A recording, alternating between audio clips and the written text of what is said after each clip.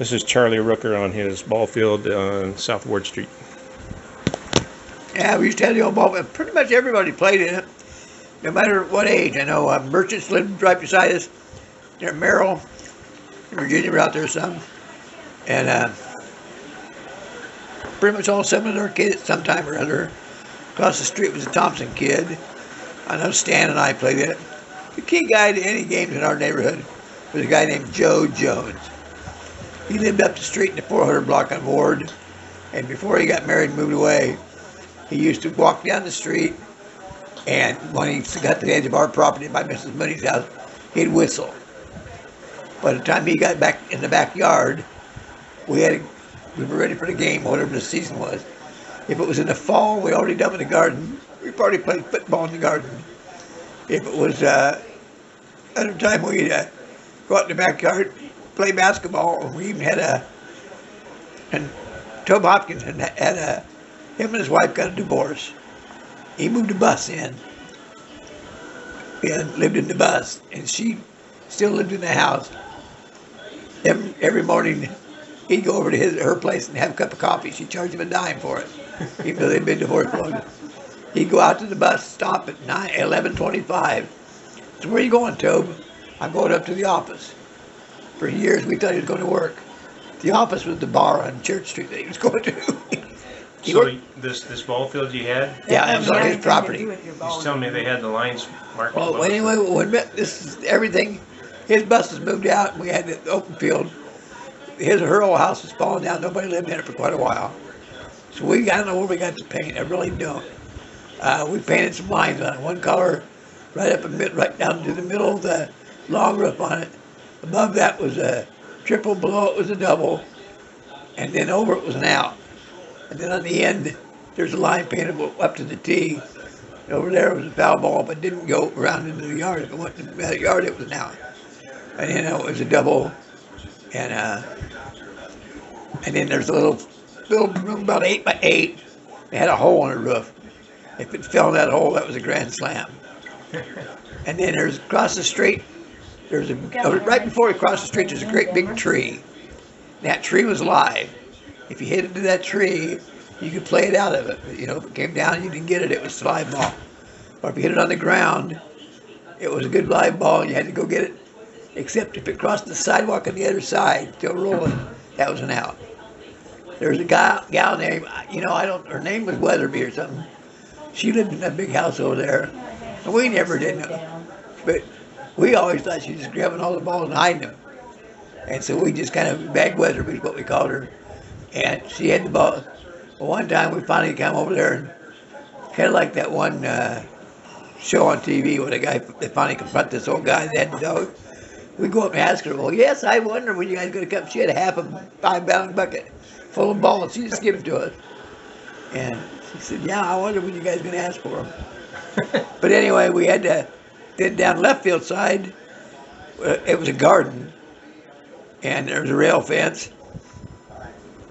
You could hit a rail or hit a fence post. It was playable then, and a double or triple or whatever. But if it went through and went into Schusting's garden, that was an out. Even unless Linda was playing, then she didn't count it an out. Whenever she was playing, which wasn't all that often, but she played some. And we had just pretty much every. And then in that neighborhood behind us, out in front of us, there, where Joneses lived around behind, they had a garage, and there's a light post. We had a basketball court nailed up to it, and we played out there until 11 o'clock at night. It must have been a rubber ball. We played it, one of those old bouncing on anything. After it got in with playing basketball, then we had sometimes been kicked the can. And I fell asleep in the neighbor's garage, or shed. Woke up about 4 in the morning, and I got in trouble because I didn't know I went up there and fell asleep. Huh. But we played a lot of ball back there. And then over at Shepherd's on through there, Claude Shepherd, he had an old, like a thresher. He had one of those old threshers, he had it there running up and down Elm Street there and had it. Well, anyway, their yard, and I don't know, I think it's because they had the only original cork ball and cork and bat. The original what? Cork ball. It's like a ball, little bigger around than a ping pong ball with a leather cover, kind of like a hacky sack but solid. Oh, okay. And that was called cork ball. Well, cork ball played there. That's the only place to play. I guess because they had the bat and ball. So we played it over there. I'm sure we played some of it, but that was the official cork ball games was over there. And then we went into time when we had the horseshoes. We had always had a horseshoe pit in our backyard. And then where that merchants had lived, some guy named Trimble moved in there not very long, and he put a horseshoe pit out in his to kind of compete with ours. And then Stella lived across the street. She actually is the one that delivered me. She got married for a second time, married some guy named Cruzy. Well, he put his own horseshoe pit up. He had lights on it and all that around the same alley as we had the basketball court on. And whenever you played Morris Trimble,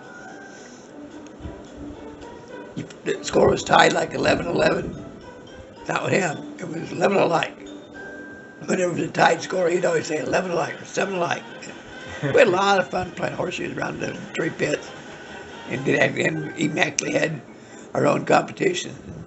Whenever we had family reunions, we always had horseshoes and stuff. But we had played wherever the things. I know I broke my foot when I was a senior in high school running in track in the gym class. I had a cast on it. I got it off just right before I graduated. I was over playing wiffle ball over the neighbors, and I slipped and broke my big toe. That hurt worse than my foot when I got the cast off. I got the cast off right before graduation. My big toe hurt worse than my foot. But we sure did have a lot of fun playing in the neighborhood, and and I played a lot of ball over the years, lots and lots of softball, but never had as much fun as I had playing down there. There were a lot of different people played. We had a home run derby going on the old Hopkins field. We have captured a home run, except people come down, the kids come up, and they come down, just the two of them played home run ball and counted their home run. We'd already made rules before, which I always tried to charge a rule, and they called me Rule Book Rooker. But for some reason I could remember the rules. And it's kind of a curse as years went on. But, so you remember the rules to a lot of different games? Or? Yeah. Cool.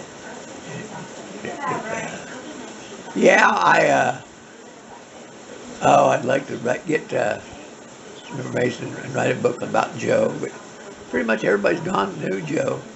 Not many of us left around. But what was Joe's last name? Jones. Joe Jones.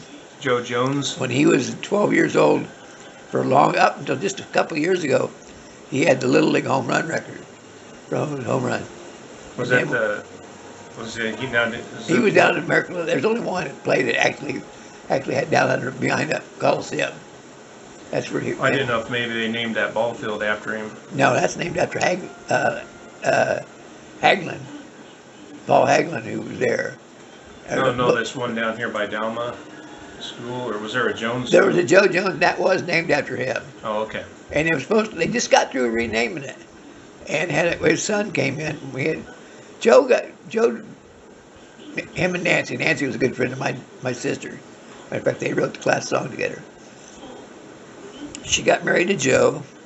Joe died before they had Joe. They had young Joe. One of them was Joseph Carl. One of them was Joseph Kyle. Joe died before Joe was born. Before his child was born? Yeah, anyway, they had 11 kids. His child did. 11 kids? 11 kids, Joe did. I tell you, the worst thing I ever had to do in my whole life is Joe. I loved his dad. Joe was probably the best friend I ever had.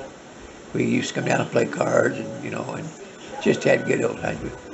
But Joe, young Joe, was down at the Y one night in basketball, and he wouldn't listen. The referee threw him out of the game. I had to go in and get him to leave the gym, and he just kept on going. I said, Joe, I said, if you don't straighten, I'm going to have to kick you out of the Y. And I said, I've got tears coming down my eyes right now, thinking about your dad and what he would think about you. And I did. He come up, apologized to me several times after that. Yeah. Sometimes that fervor. He runs away with people. And Yeah, I had a guy that was a coach, coaching his kids at school. He had down there in the Y-legs, and he got in, and I got into it with him, and he just chewed my ass out. And he ripped me. He wrote me at least 3 apology letters later. He came back down, and whenever I had tournaments, he'd come in and volunteer to referee, and then he'd charge me. And he said, but that sounds like yeah. he was sorry. Yeah, I had a lot of good softball. Rick Matthews, who was about a 10-year bullpen coach for the Rockies, and he's from Central Iowa, but I don't know, maybe in Cincinnati, which is a little town just past Centerville. We used to go down there and play them on Sunday night, and we go down there and play, and they had the whole town come down there and play. We all got a good time. He called me one week it rained all week long. It's time to quit raining on Sunday. We went out to Lake Wapro, which is where we went a lot then. Anyway, they got an intercom. It was for me. I went up, man. It was Rick. He said, "You want to come down and play tonight?" I said, "Play he's out." He said, "You come get a team, come down here. We'll have a game." And I said, "Okay." Well, I counted. There were 5 or 6 of us at the lake. Said they'd play. We went back to town. We finally got a night, and we got the night. And he got in the car and had his supper still eating. One of the other guys reached across and grabbed something off his plate. He got ticked off and got out of the car and walked back. Well, it was too late. So we went down there with 8 guys. One of them was Jim Strebe, who was an all-American track athlete. He was a good outfielder. He won Drake relays in high school in hurdles, and Missouri Valley in hurdles. He's a master in hurdles. He went back and ran a couple other masters races, and he was a Big 8 champion. Anyway, he was down there. Went down there we put him in left field. Put another good outfielder in right field. And they had a guy named Virgil something or other. He's kind of a town character. He kind of adopted us, come over and talk to us. And every time he'd pull out his billfold, opened it up, and I tell you, that went about 30 times the other night. I know, every 2 minutes. And it moved. It was down. It'd be down by Centerville, then it'd be down by Albion, then it'd be down by Bluefield, then it was up in Mahaska. Funny, but anyway, we went down there that Sunday night, and Virgil Hogg, that was his name. Virgil who? Hogg, H-O-G-G. H-O-G-G, Hogg? Yeah, anyway, he had this volunteer fireman's badge. He opened up his billfold and showed me his volunteer fireman's badge. He was proud of that. So we came back and we ended up winning the game that night. And Virgil actually got a couple hits, and at the end of the game, I came back. I was still working at the Courier. I worked for the Courier for a year. Or anyway, Alan Hoskins, who I was on the Church League softball league with him. He was a sports editor down there. And I asked, and they used to print all my games. I'd go out of town, play a doubleheader, and they'd come back and they'd put them in there. I said, "I need you to do me a favor." He said, "Print down there that Virgil Hogg leads Mets in victory over Cincinnati." And he got 2 hits. And he did it, pretty much did it just pretty much that way. We go down there a couple weeks later to play softball. And I said, "Virgil, did you see the paper?" And he opened up his billfold. There on one side, that fire dog badge, the other side, that article on the paper. And he played on my team the rest of the time. I said, "Rick, you know what? Why don't we do this? Because I got 14 guys here tonight. Why don't we bat everybody?" "What do you mean bat everybody?" I said, "Why don't we just bat everybody, and then we can put them in and play the field. I got an extra infielder, we got a couple extra outfielders. We'll just bat it. That way nobody's not getting a hit, and everybody can just shuffle as they want to." And that's a good idea. That's what we did our co-ed league. It worked out really well. And we had a good time doing that. Yeah, we went down there and played. Well, later on, he became the bullpen coach for the Rockies. For the And what? For the Colorado Rockies Oh, okay. for 10 years. Wow. Matter of fact, when they had the All-Star game out there, he's the one that fits batting practice to all the people that all run derby. And he'd be down in spring training, and they were still in Tucson then, and he'd get me tickets for the Rocky spring training game. And then if I was out in Colorado, which is usually once a year, he'd get me tickets for all of my brother's family. He got us tickets for 9 of us one time. Yeah, we had a lot of good times. Sounds like a lot of activity. Did a lot of different things together. I know that down there, Denny Hucks and Meyer Merchant, I got a picture of the big old sunflowers. Remember the great big ones that are more than a foot across? They're standing on a tall ladder measuring that sunflower, and it was 15 inches across, that one Wow. sunflower.